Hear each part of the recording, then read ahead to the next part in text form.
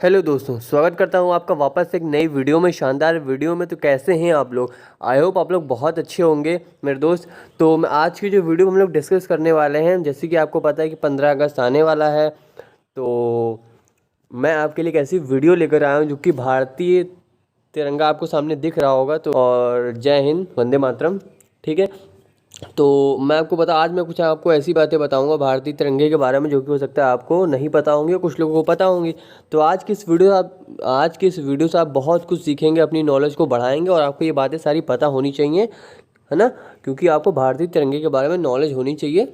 ठीक है, आपको कुछ बातें पता होनी चाहिए। ठीक है, तो आज की इस वीडियो में आपको जो जो चीज़ें बता रहा हूँ उसको ध्यान से समझिए और वीडियो को एंड तक ज़रूर देखना फ्रेंड्स, और सभी लोगों तक शेयर ज़रूर करिएगा। ठीक है, चलिए हम लोग वीडियो की शुरुआत करते हैं। सबसे पहले आपने देख लिया भारतीय तिरंगा। ठीक है, चलिए हम लोग आगे बढ़ते हैं मेरे दोस्त। अब देखिए, जब हम आगे बढ़ेंगे तो उसकी तरफ हम लोग देख रहे हैं। अब देखिए हम लोग बढ़ते हैं आगे की तरफ फ्रेंड्स। ठीक है, अब यहाँ पे देखिए आपके सामने कई सारी चीज़ें आएंगे, आप उनको देखते चलिए, समझते चलिए, मैं आपको बताता चलूँगा। यहाँ पे क्या लिखा हुआ है सबसे पहले देखिए। यहाँ पे बताइए क्या लिखा है। यहाँ पे लिखा है भारतीय तिरंगे का अर्थ, यानी कि भारतीय तिरंगे का अर्थ है क्या, उसका मतलब क्या है। ठीक है, तो सबसे पहले आप देखते हैं सबसे ऊपर जो होता है कलर। ठीक है, सबसे ऊपर वाली जो होती है पट्टी, वो है केसरिया रंग। कौन सा रंग है बताइए? केसरिया रंग है। ठीक है, वो एक तरीके से आपको ये बताना चाहता है कि वो है प्रतीक किसका? साहस व बलिदान का प्रतीक है वो। किसका मतलब?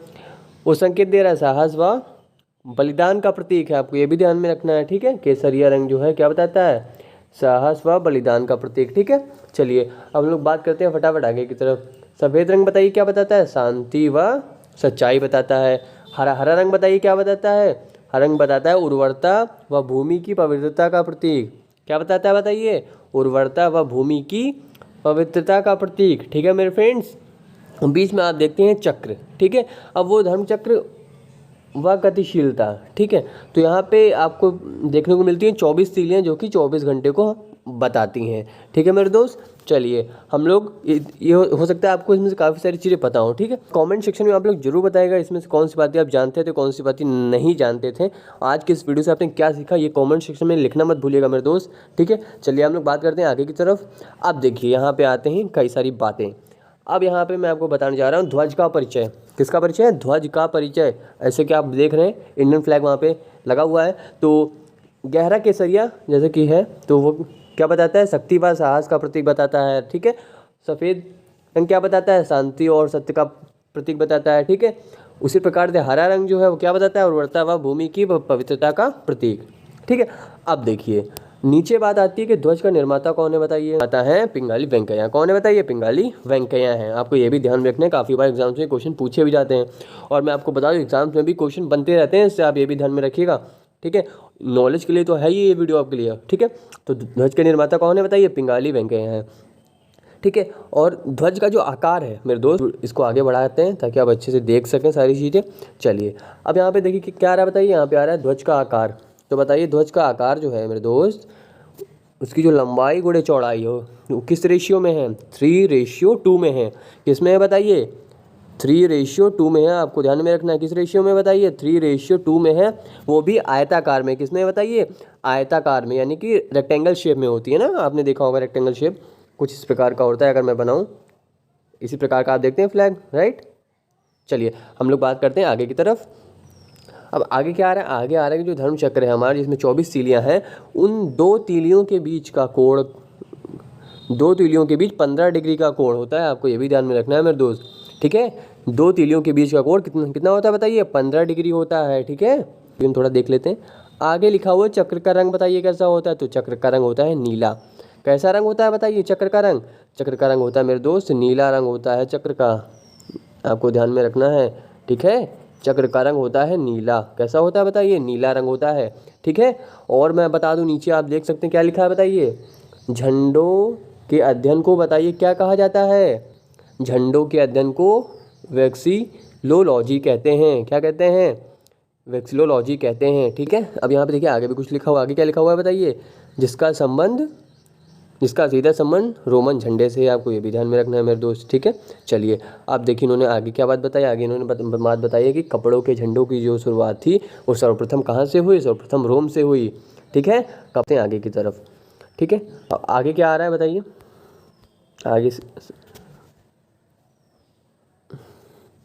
अब देखिए हम लोग बात करते हैं आगे की तरफ मेरे दोस्त। सबसे पहले यहाँ पे ऊपर आपको दिख रहा होगा क्या लिखा है, जनगण मन के बारे में हम लोग कुछ बातें जानेंगे, ठीक है। जो कि हमारा आपको पता है राष्ट्रगान है, ठीक है। तो देश का राष्ट्रगान सुनकर प्रत्येक भारतीय का जो मन है, देश का राष्ट्रगान सुनकर प्रत्येक भारतीय का मन देशभक्ति से भर जाता है, जैसे कि आपको पता ही है। और महान कवि और नोबेल पुरस्कार विजेता रविंद्रनाथ टैगोर ने यह गीत 11 दिसंबर 1911 को लिखा था। आपको ये भी ध्यान में रखना है मेरे दोस्त। बताइए, मैंने आपको बता दिया कि यहाँ पे लिखा हुआ है कि महान कवि और नोबेल पुरस्कार विजेता रविंद्रनाथ टैगोर जी ने यह गीत 11 दिसंबर 1911 को लिखा था। अब हम लोग बात करते हैं आगे की तरफ। आगे क्या लिखा है देखिए, आगे लिखा है कि 27 दिसंबर 1911 को, क्या लिखा है बताइए, 27 दिसंबर 1911 को कांग्रेस के कलकत्ता अधिवेशन में पहली बार गाया गया। और देश के अखंडता और विविधता के परिचायक इसको 24 जनवरी 1950 को राष्ट्रगीत घोषित किया गया। आपको ये भी ध्यान में रखना है मेरे दोस्त कि 24 जनवरी 1950 को राष्ट्रगीत घोषित किया गया, ठीक है। चलिए हम लोग बात करते हैं फटाफट आगे की तरफ। अब देखिए मेरे दोस्त यहाँ पे क्या आ रहा है बताइए, यहाँ पे आ रहा है कि सबसे लंबा राष्ट्रगान, अब यानी कि हम कुछ बातें जानेंगे, ठीक है। अब देखिए यहाँ पे क्या लिखा हुआ है बताइए, यहाँ पे लिखा हुआ है कि यूनान का राष्ट्रगान विश्व का सबसे लंबा राष्ट्रगान है, ठीक है। आपको ये भी ध्यान में रखना है कि यूनान का राष्ट्रगान विश्व का सबसे लंबा राष्ट्रगान होता है, ठीक है। और सेकंड पॉइंट में आपको क्या सीखने को मिल रहा है कि 4 पंक्तियों वाला जापानी राष्ट्रगान क्या है, 4 पंक्तियों वाला जापानी राष्ट्रगान सबसे छोटा है। आपको ध्यान में रखना है, जापानी राष्ट्रगान 4 पंक्तियों वाला सबसे छोटा है। आपको ये भी ध्यान में रखना है, ठीक है। उसके बाद आपको क्या देखने को मिलता है बताइए, उसके बाद आपको देखने को मिलता है कि 2 मिनट 45 सेकंड तक गाया जाने वाला बांग्लादेश का राष्ट्रगान सबसे लंबा है। आपको ये भी ध्यान में रखना है मेरे दोस्त, ठीक है। बांग्लादेश का जो राष्ट्रगान है वो सबसे लंबा राष्ट्रगान है, 2 मिनट 45 सेकंड तक गाया जाने वाला। आपको ये भी ध्यान में रखना है, ठीक है मेरे दोस्त। तो आज की इस वीडियो को मैं यहीं पे एंड करता हूँ, ठीक है। तो मैंने आपको कुछ बातें बताई हैं जो कि आपके लिए बहुत ही नॉलेज के लिए अच्छी हैं, ठीक है। तो ये वीडियो आपको कैसे लगी कमेंट सेक्शन में लिखना मत भूलिएगा मेरे दोस्त, ठीक है। और आप जिस भी टॉपिक पर वीडियो देखना चाहते हैं वो भी आप अपना कमेंट सेक्शन में बता सकते हैं, उसके ऊपर भी वीडियो मैं बनाऊँगा ज़रूर। आप लोग जिस टॉपिक के ऊपर बताओगे कि, ठीक है। और फ्रेंड्स बाकी की वीडियोज़ आ चुकी हैं, आप जाकर के प्लेलिस्ट चेक कर सकते हैं, और ठीक है। और अपनी जनरल नॉलेज की जो जानकारी है उसको बढ़ा सकते हैं काफ़ी, ठीक है फ्रेंड्स। और मैं आपको बता दूं यहाँ पर आपसे किसी भी तरह का कोई पैसा नहीं लिया था। यहाँ पे जितना भी मैं कंटेंट आपको दे रहा हूँ सब कुछ फ्री में दे रहा हूँ। ऐसा नहीं बोल रहा हूँ कि आप वहाँ पे जाइए 50 रुपये दीजिए तब आपको ये देखने को मिलेगा, ऐसा कुछ नहीं। सब कुछ आपके लिए फ्री में मैं कर रहा हूँ, तो आप यहाँ पे सीख सकते हैं, ठीक है फ्रेंड्स। तो फिर हम लोग मिलेंगे अगली वीडियो में, तब तक के लिए जय हिंद, वंदे मातरम।